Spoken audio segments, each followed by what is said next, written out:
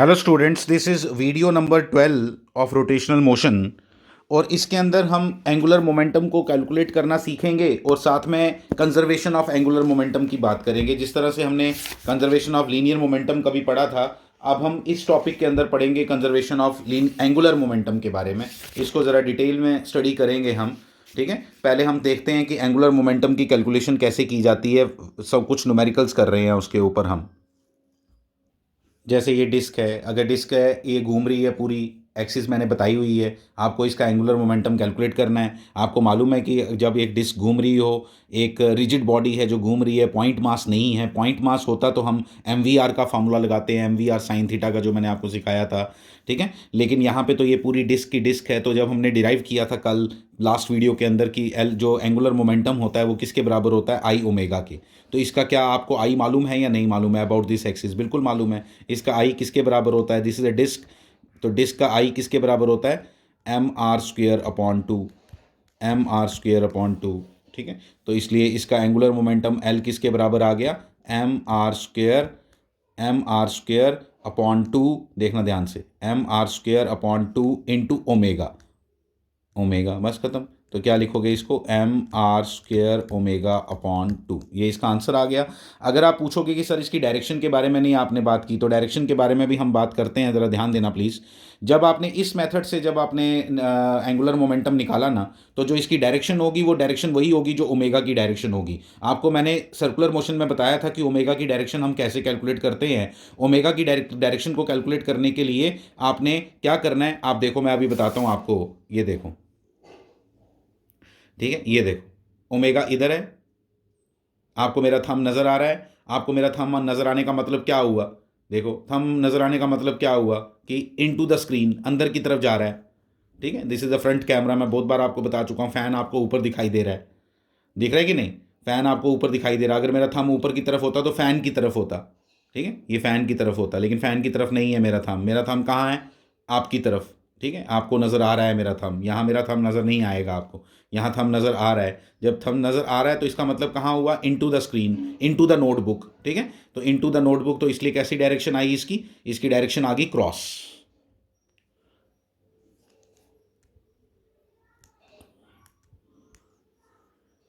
इस केस में आपने क्या करना होता है? आपने अपनी कर्ल्ड फिंगर्स को घुमाना है उस डायरेक्शन में जिस डायरेक्शन में आपका ओमेगा हो। तो ये ओमेगा की डायरेक्शन में मैंने घुमाया, ठीक है, अपनी कर्ल्ड फिंगर्स को, और जो मेरा थंब है वो अंदर की तरफ आया। ठीक है, तो ये यहाँ से मुझे डायरेक्शन मिल गई एंगुलर मोमेंटम की। इसमें ऐसा लगाते हैं, जब पॉइंट मास के केस में लगाते हैं तो क्रॉस प्रोडक्ट वाला रूल लगाते हैं। ये आपका सेकंड क्वेश्चन आ गया। इसके अंदर हमने एक रिंग गिवन है, एक्सिस देखो कहाँ गिवन है, आपको आना चाहिए पैरेलल एक्सिस थ्योरम लगाना। मुझे ये याद है, एम आर स्क्वेयर होता है, एम आर स्क्वेयर होती है। इसका आंसर जो मैंने ब्लू वाली एक्सिस बनाई उसके साथ ये डिस्टेंस आर है, प्लस एम डी स्क्वेयर करूंगा। डी की वैल्यू यहाँ आर है। पैरेलल एक्सिस थ्योरम लगा के मैंने इसका मोमेंट ऑफ इनर्शिया बता दिया किसके इक्वल है। इसका मोमेंट ऑफ इनर्शिया है 2 mr²। खत्म हो गया क्वेश्चन। और एंगुलर मोमेंटम जब निकाला, एंगुलर मोमेंटम में आपको ओमेगा की डायरेक्शन पहले दी होनी चाहिए। ये ओमेगा की डायरेक्शन गिवन थी, उसके अकॉर्डिंग, चलो मैं ओमेगा की डायरेक्शन उल्टी कर देता हूँ आपको कंसेप्ट क्लियर करने के लिए। ठीक है, ओमेगा की डायरेक्शन ये कर दी। ठीक है, और यहाँ पे एल की वैल्यू क्या आएगी? आएगी 2 mr²। 2 mr² omega. ठीक है, 2 mr² कैसे आया आपने अच्छे से लिख के रखना है। मैंने मान लिया कि आपको आता है इसलिए मैंने ऐसे लिख दिया। और डायरेक्शन इसकी आएगी डॉट। डॉट कैसे आएगी वो भी आपको दिखा देता हूँ, वो भी आपको दिखा देता हूँ। देखो देखो, ये है ना ऐसे, ये देखो, ओमेगा ऐसे, ओमेगा ऐसा है, और थंब कहाँ आएगा? ऊपर की तरफ। आपको आना चाहिए कर्ल्ड फिंगर्स, आपकी कॉपी पे आपको ज़्यादा समझ आएगा। Curled fingers in the direction of, curl your fingers in the direction of omega. Curl your fingers in the direction of omega, the thumb will give you the direction of omega. Omega की direction बताएगा। लेकिन angular momentum की direction इस method से जब हम निकालते हैं, ये वाला रिजिड बॉडी के लिए जब इस तरह से निकालेंगे, आई ओमेगा का फॉर्मूला लगा के रिजिड बॉडी के लिए, जब वो रोटेट कर रही होगी तो तब इस तरह से जब हम लगाएंगे तो तब ओमेगा की वैल्यू जो आएगी, जो ओमेगा की डायरेक्शन आएगी वही एल की डायरेक्शन होगी। इसलिए यहाँ पे डॉट आ गया।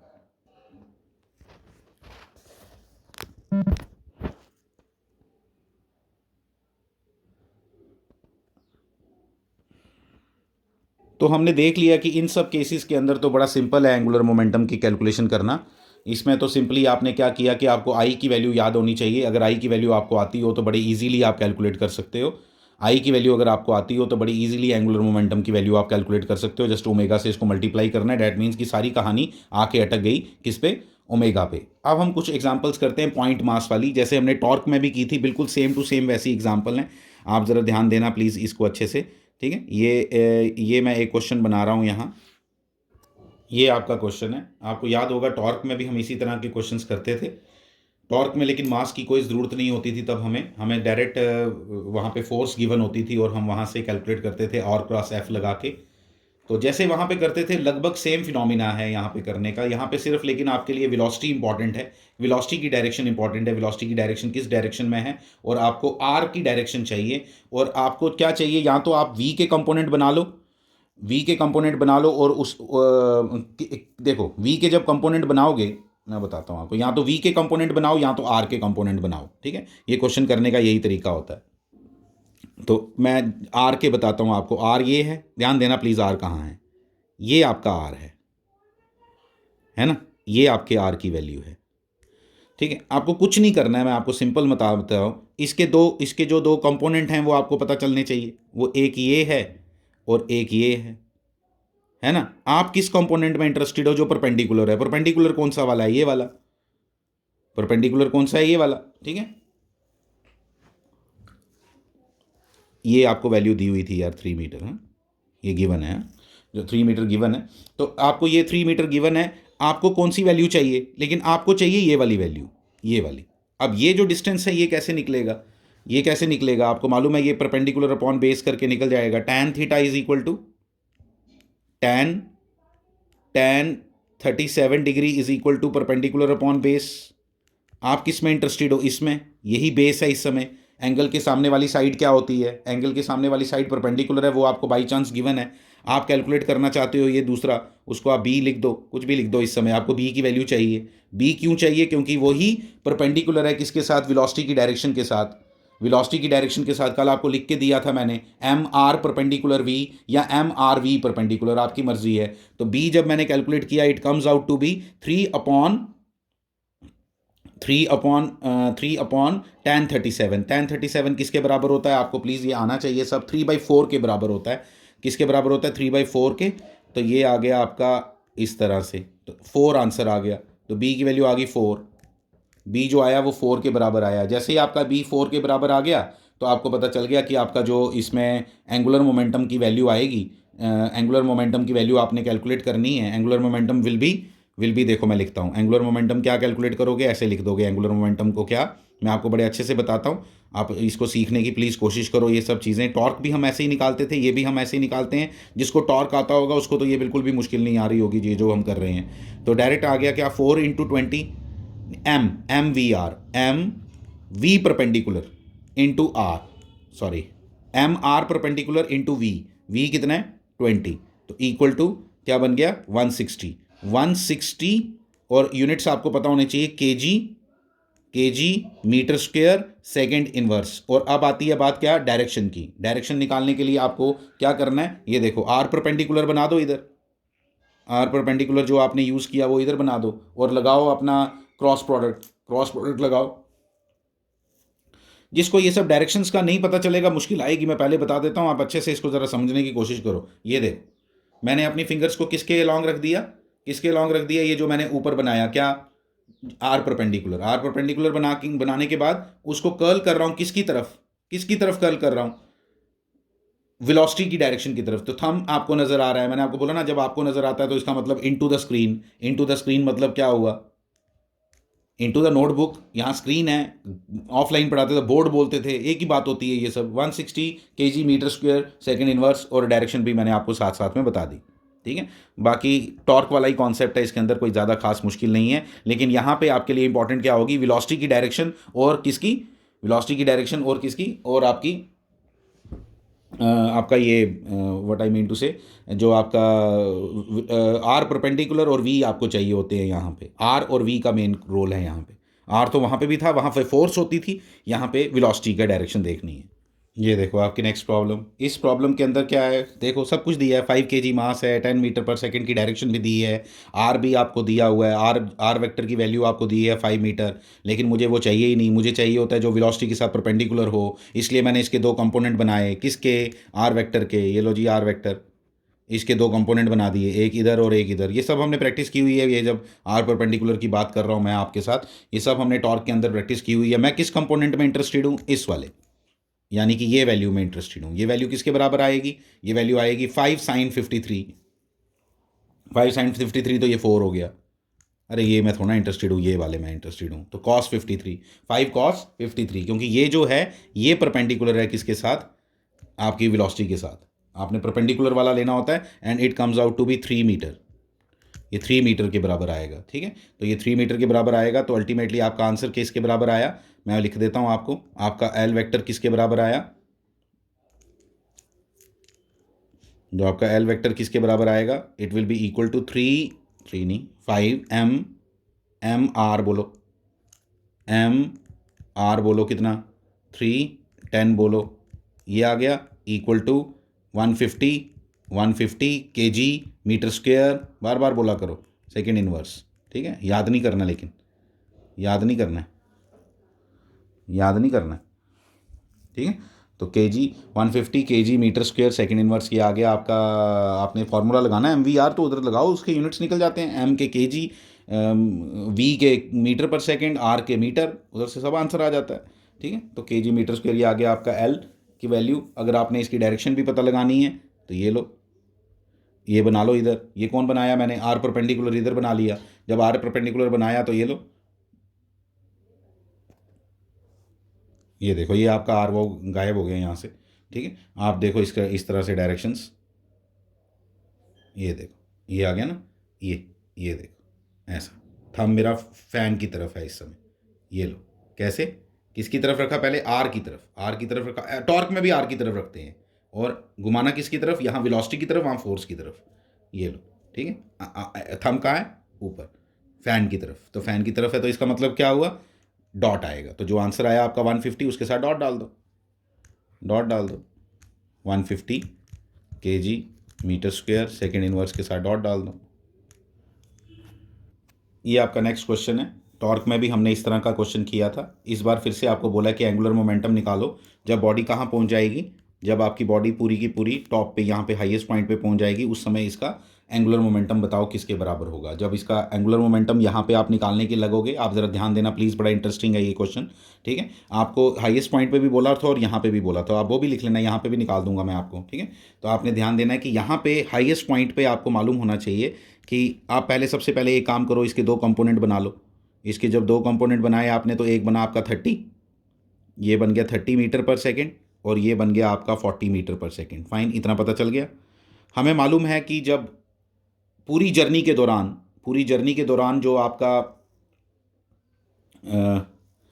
37 डिग्री है ना, हाँ 37 डिग्री है, तो जो आपके पूरी जर्नी के दौरान जो आपका ये वाला कंपोनेंट है ना, एक्स वाला, ये चेंज नहीं होता है। सिर्फ कौन सा कंपोनेंट चेंज होता है, वाई वाला। ये आपने प्रोजेक्टाइल में पढ़ा था।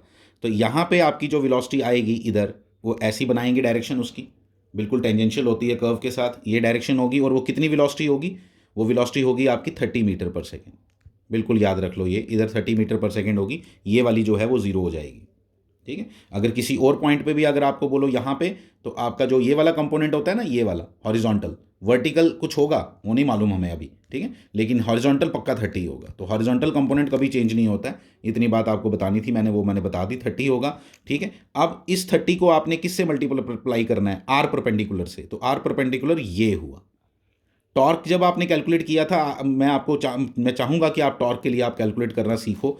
टॉर्क जब हमने देखा था, तो तब हमने mg इधर लिया था, तब mg की डायरेक्शन इधर थी, और हम किस में इंटरेस्टेड थे, आर परपेंडिकुलर, तब ये था, ठीक है। लेकिन यहाँ पे चेंज होगी कहानी, क्योंकि इस समय मैंने वेलोसिटी की डायरेक्शन देखनी है, और वेलोसिटी के साथ परपेंडिकुलर कौन है, ये। और ये कौन होता है, ये एच मैक्स होता है।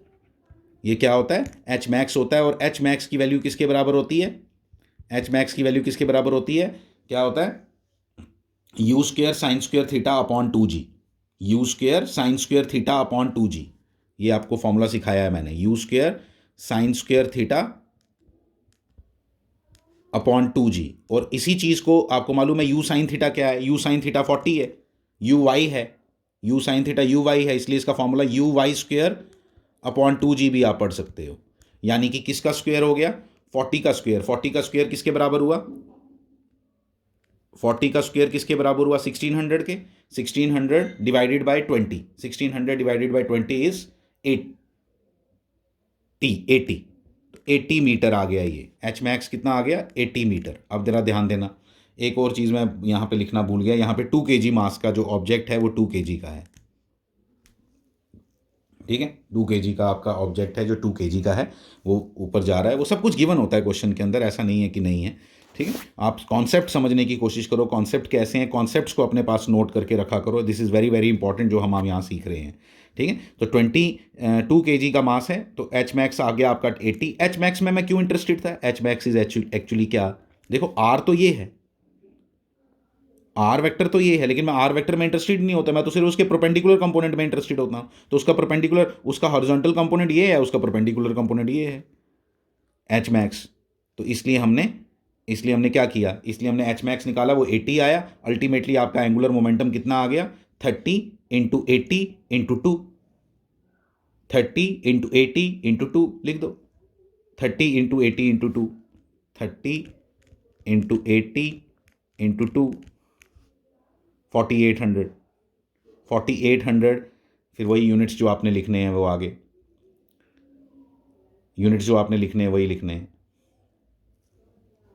ठीक। ये आ गया आपका। अगर डायरेक्शन की बात करोगे तो डायरेक्शन इसकी आप खुद निकालोगे, मैं नहीं बता रहा बिल्कुल भी। डॉट आएगा, गलत बोल रहा हूँ, क्रॉस आएगा, निकालो खुद, खुद निकालो।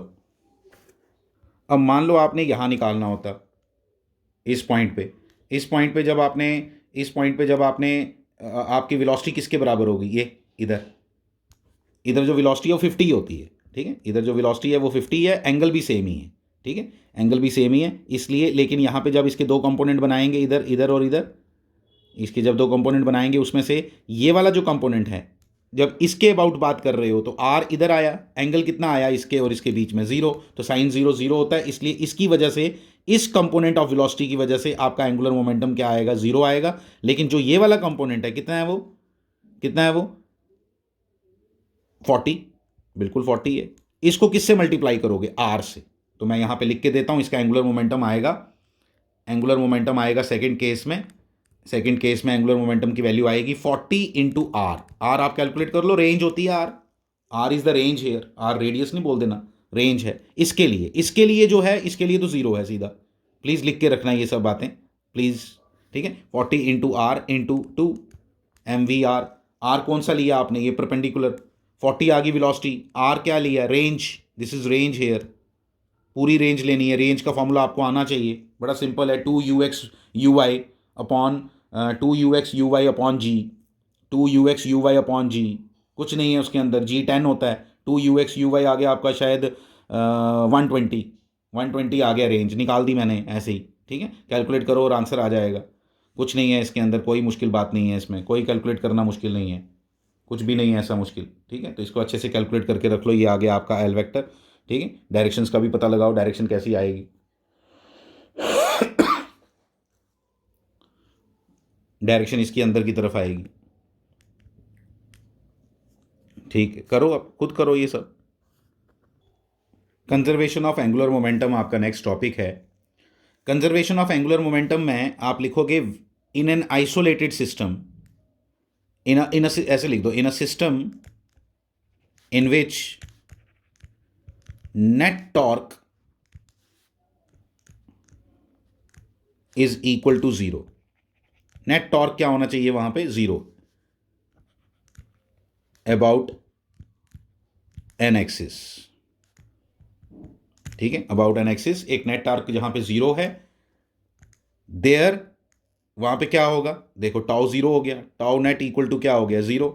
आपको मैंने फॉर्मूला बताया था लास्ट वीडियो के अंदर कि टाउ इज इक्वल टू किसके बराबर होता है, DL/dt। टाउ किसके बराबर होता है, DL/dt। तो DL/dt होता है, तो इसका मतलब टॉस 0 हो गया, तो DL/dt इज इक्वल टू क्या हो गया, 0। और डेरिवेटिव किसका 0 होता है, जो चीज कांस्टेंट होती है, डेरिवेटिव किसका जीरो होता है? जो चीज़ कांस्टेंट होती है। तो इसका मतलब अगर जब मैंने लिखा D L by D T is equal to zero, इसका मतलब वो आपने लिखना है this is possible only when L is constant. L is constant, और एल इज कांस्टेंट का मतलब क्या हुआ? एल इज कांस्टेंट का मतलब होता है I omega is equal to constant. ध्यान से सुनना जरा एक एक बात। I omega is equal to constant. I omega equal to constant का मतलब हुआ I one omega one is equal to I two omega two, यानी कि initial angular momentum is equal to final angular momentum. ये छोटी सी बात आपने समझनी है कि आई और ओमेगा का मल्टीप्लिकेशन हमेशा क्या रहेगा? कांस्टेंट। इसका मतलब हुआ क्या कि अगर कहीं आई बढ़ेगा तो ओमेगा कम हो जाएगा। इसलिए कहीं इसका क्या मतलब हुआ कि कहीं आई बढ़ेगा तो ओमेगा कम हो जाएगा। आप इसकी सिंपल एग्जांपल एक समझ सकते हो कि अगर एक रोटेटिंग डिस्क है जिसके ऊपर, ध्यान से सुनना जरा, एक सिंपल एग्जांपल बता रहा हूँ आपको, एक सिंपल बात बताता हूँ, फिर उसके बाद इसकी एग्जांपल्स आपको दोबारा बताऊंगा मैं ऑडियो के थ्रू। ठीक है? अगर एक पर्सन इसके ऊपर खड़ा है विद आर्म्स ओपन, इसकी आर्म्स जो हैं खुली हुई हैं, ये इसके हाथ हैं और हाथों के ये यहाँ पे ऐसे खड़ा है और टेबल के ऊपर घूम रहा है। ठीक है? टेबल के ऊपर घूम रहा है, टेबल घूमता जा रहा है। ठीक है? अब क्या हो रहा है? अगर इसने अपनी आर्म्स को क्लोज कर लिया, अगर इसने अपनी आर्म्स को ऐसे बंद कर दिया अपनी आर्म्स को, तो होगा क्या? यहां पे आई की वैल्यू हाई है, यहां पे आई की वैल्यू लो है, तो ये वाला जो है यहां पे ओमेगा की वैल्यू अचानक बढ़ जाती है। यहां पे ओमेगा की वैल्यू अचानक बढ़ जाती है। ये बड़ी सिंपल सी बात है। क्यों? यहां पे आई की वैल्यू क्यों ज़्यादा है?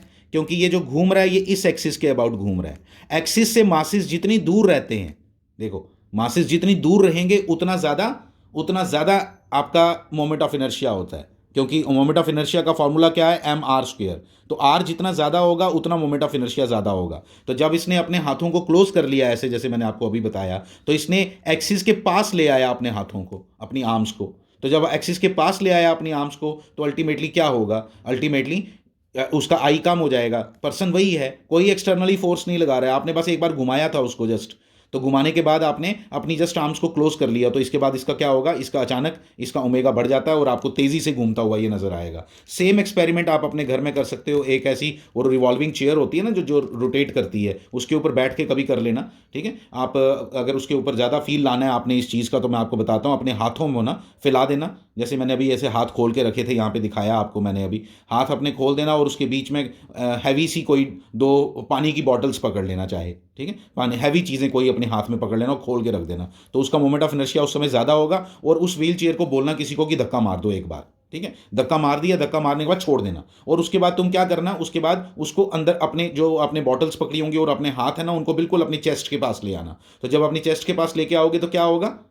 होगा क्या? मोमेंट ऑफ इनर्शिया कम हो जाएगा। मोमेंट ऑफ इनर्शिया कम होने के कारण आपकी जो चेयर है वो थोड़ी ज़्यादा तेज रिवॉल्व करने लगती है। प्लीज़ इनको फील करो, इन बातों को। These are very interesting things. ऐसे चीज़ें होती हैं, दिस इज़ प्रैक्टिकली पॉसिबल। ये सब चीज़ें एग्जैक्टली इस तरह से काम करती हैं। This is conservation of angular momentum. इसकी बहुत सी एग्जांपल्स हैं, मैं आपको और भी एग्जांपल बताता हूँ इसकी।